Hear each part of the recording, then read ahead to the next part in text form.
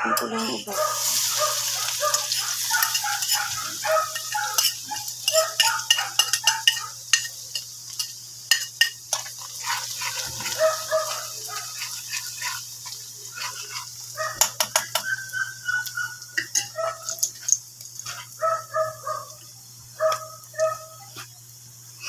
Hindi, ang golden brown yun.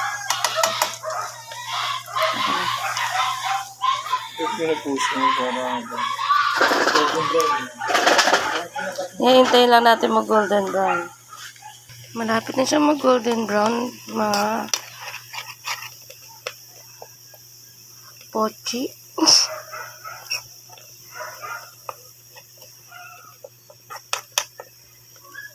Ba ang usok? Sa kahoy ko lang kasi siya sinanaw.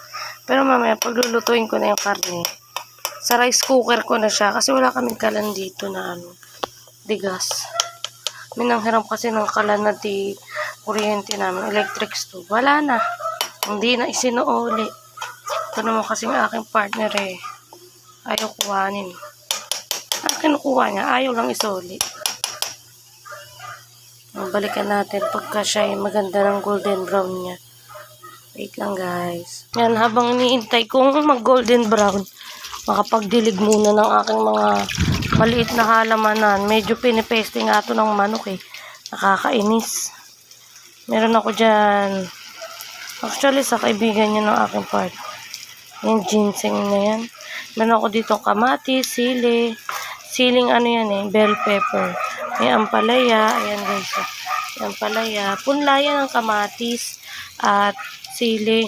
Kaso nga lang, inuhukay ng manok. Naiinis nga ako Aadobuhin ko na rin yung manok na yun. Kaya titinulahin ko Ayan, sili rin yan. Ayan guys. Zoom natin. Ayan. Sili rin yan. Itong pechay na yan, pinabubulaklak ko yan.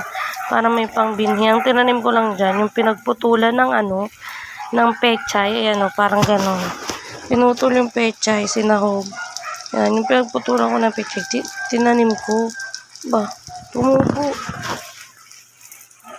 May din ako dyan. Luya. Tapos meron dyan nakatago na bell pepper. May bunga na nga yun, mga babe. Ito, may kamatis ako dito. Hinuhukay. Meron nga din akong ampalaya dun. Yan ampalaya ko. Nako, kinain ng manok. Pinalbusan, putol na nga ata yan.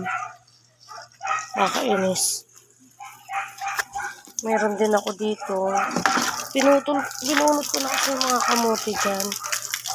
Ayan, mga kamote yan. Ayan, ayan. Mga kamote. Wait lang, baka nasunog na yung aking Ayan, daig ka. Yari ako kay jowa. Muntik na masunog. Sunog na guys, patay ako. Video pa more. Yari malala. Nasunog na. Bobo, nakalimutan ko. Mapait na to.